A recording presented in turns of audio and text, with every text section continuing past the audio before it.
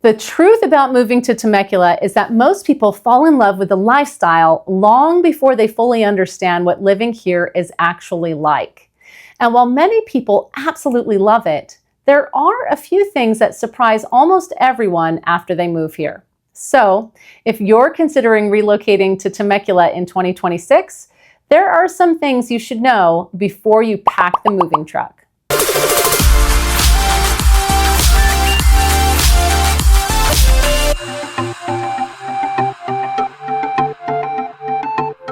Welcome back to Love to Live in the Temecula Valley. I'm your host, Catherine Materiali. Before we dive in, hit that like button and subscribe so you never miss weekly updates on life here in the Temecula Valley.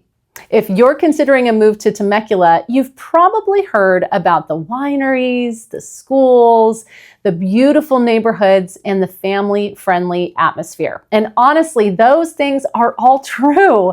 I've been helping people buy and sell homes since 2003, and I've lived right here in the Temecula Valley since 2009. My family and I moved here in 2009, and if I'm being completely honest, there are things we loved immediately and a few things that surprised us too. During that time, I've helped countless families relocate to the area, and I've noticed there are a few realities about living in Temecula that people don't always discover until after they've arrived. Some of those realities end up being things they absolutely love. Others are things they wish they had known beforehand. So today, I want to share the truth about moving to Temecula in 2026. Before I tell you what surprised many of my clients after moving to Temecula, I should probably tell you what surprised me. When my husband and I moved here in 2009, I wasn't convinced this is where we'd stay long term. I'd spent a lot of time in San Diego, and I loved being closer to the beach. I thought Temecula was going to feel too hot, too far from everything, too far from the beach. And honestly, I worried it might feel a little like the middle of nowhere. We genuinely thought we'd eventually migrate back down towards San Diego, but that's not what happened. What surprised me most was how quickly we found community. People here are incredibly friendly. It's easy to get involved. It's easy to meet people. It's easy to build relationships. Before you know it, you've put down roots. And somewhere along the way, this place started feeling like home. Now, I honestly can't imagine living anywhere else. And another thing that surprised me was how beautiful the area is. Every day I drive through rolling hills and incredible views. Many mornings, you'll see the marine layer drift from the coast and settle over the hills before it burns off later in the day. It's absolutely beautiful. And while Temecula isn't on the beach, the beach is still accessible when you want it. What I gained here ended up being worth far more than what I thought I was giving up. We've raised our kids here. We've enjoyed the schools, the sports programs, the community events, the parks, the friendships. There are so many opportunities for families to get involved that it's surprisingly easy to weave yourself into the community. And if it's not just great for families, one thing my mother-in-law is constantly amazed by is how much the city offers for seniors.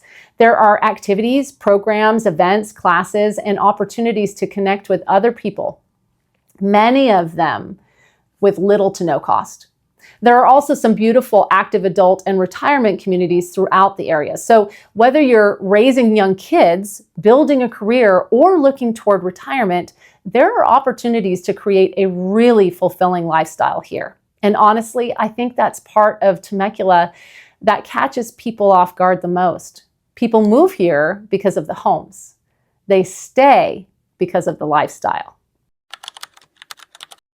Now, let's talk about one of the biggest surprises for many newcomers. The traffic conversations are not exaggerated. Traffic isn't terrible everywhere all the time, but there are specific areas and specific times where it can become frustrating. Winchester Road can back up significantly. Rancho California Road gets congested. Jefferson Avenue can get busy, especially during peak traffic hours. And the I-15 can be challenging during peak commute hours. If you're commuting towards San Diego, this is something you absolutely need to understand before choosing a neighborhood. The good news is that where you live within Temecula can make a huge difference. Someone living in South Temecula may have a very different commute experience than someone living farther north. My advice is always the same. Before buying a home, drive your actual commute at the actual time you'll be making it. Don't rely on Google Maps at noon on a Saturday. I can't tell you how many times I've had conversations with buyers who loved a house, but once they tested the commute during rush hour, they realized they needed to focus on a different part of town. The good news is that if you understand the traffic patterns ahead of time and you choose your neighborhood accordingly, it's usually much easier to avoid surprises later. One of the biggest reasons people move to Temecula is the school district. The Temecula Valley Unified School District has a strong reputation, is often a major factor in relocation decisions. But what surprises many buyers is how much attention people pay to school boundaries. One area that gets a tremendous amount of interest is the Great Oak High School boundary. Many families specifically search for homes that feed into Great Oak because of its academic reputation, athletics, extracurricular programs, and overall popularity. Because of that demand, homes within certain Great Oak boundaries often attract a lot of attention. Now, does that mean Great Oak is the only good high school in Temecula? Absolutely not. I know families who specifically wanted Great Oak, and I know just as many families who are incredibly happy at Temecula Valley High School and Chaparral High School. Temecula's three comprehensive public high schools are Great Oak High School, Chaparral High School, and Temecula Valley High School. Generally speaking, Great Oak High School is associated with much of South Temecula. Temecula Valley High School is often associated much of Central Temecula. Chaparral High School is often associated with much of North Temecula and some surrounding areas, like some parts of Murrieta. Each school has families who absolutely love being there. The same is true of the middle schools that feed into those high schools. Another thing many relocating families don't realize is that public school isn't the only option. Temecula also offers charter school opportunities and several private school options. For some families, those alternatives end up being a better fit than the traditional public school path.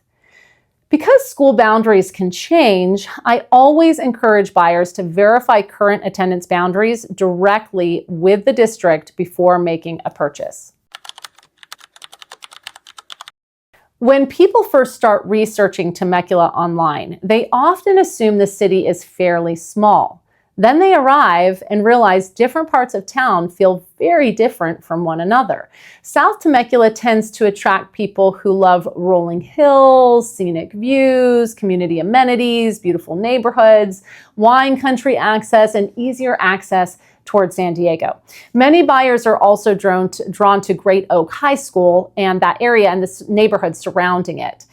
You'll find communities like Red Hawk, Wolf Creek, Morgan Hill, Paseo del Sol, and many others that each have their own personality and appeal. Central Temecula offers a strong blend of convenience and community feel. You'll find established neighborhoods, shopping, restaurants, parks, and easy access to many of the things people use every day. It also is close to Old Town and wine country while still maintaining a strong neighborhood feel. Communities like Summers Bend have become especially popular because they offer amenities, community events, and a strong neighborhood atmosphere while still being centrally located. North Temecula tends to feel the busiest. You're close to the mall, grocery stores, restaurants, retail centers, and freeway access.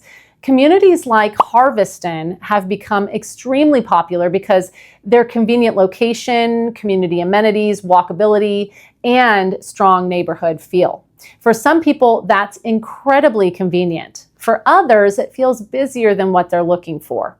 The right area really depends on your priorities and lifestyle. Another reality people should understand before moving to Temecula is that it isn't an inexpensive place to live. Housing costs are generally higher than many surrounding communities. And it's not just the home prices. You may encounter HOA fees depending on the neighborhood, California property taxes, utilities, insurance costs, commuting expenses, and all the normal costs that come with living in Southern California. Now, with that said, many people moving from Orange County, Los Angeles, San Diego, Seattle, the Bay Area, and other higher priced markets often feel they get significantly more house for their money here. I've worked with many families who were shocked by how much more space they could afford compared to where they were living before. So whether Temecula feels expensive or affordable often depends on where you're coming from. The thing that surprises people the most after they move to Temecula isn't usually the wineries, the schools, or even the weather. It's how quickly it starts feeling like home. Their kids get involved in activities. They find favorite restaurants. They meet neighbors. They discover local traditions. They build routines. And before long, they're no longer feeling like they moved here. They simply feel like they belong here. That's probably the story I hear more than any other. If you're looking for a strong community, great recreational opportunities, highly regarded schools, beautiful neighborhoods, and a location that still allows access to San Diego, Orange County, and Los Angeles, Temecula can be an incredible place to call home. It's a place where families put down roots, where kids grow up playing sports and making lifelong friends, where retirees can stay active and connected, and where many people discover a lifestyle they weren't necessarily expecting to love as much as they do. But if you're looking for a short daily commute into downtown San Diego, want a more urban lifestyle, or prefer everything to be within a few minutes of your front door, it's important to understand that Temecula may feel different than what you're expecting. If you're considering a move to Temecula and want help figuring out which neighborhood might fit your family's lifestyle, goals, commute, and budget, we'd love to help. My team and I help people relocate to the Temecula Valley every single week. You can call, text, email, or schedule a Zoom consultation using the information below. Also, make sure you subscribe, because every week we're sharing what it's really like to live here, including neighborhood tours, cost of living videos, market updates, and everything you need to know before making a move. And if you'd like even more local information, be sure to subscribe to my free weekly email, Temecula Valley Happenings with Catherine, where I share local events and things happening throughout the valley. I would love to be your guide for all things Temecula Valley. We'll see you on the next video.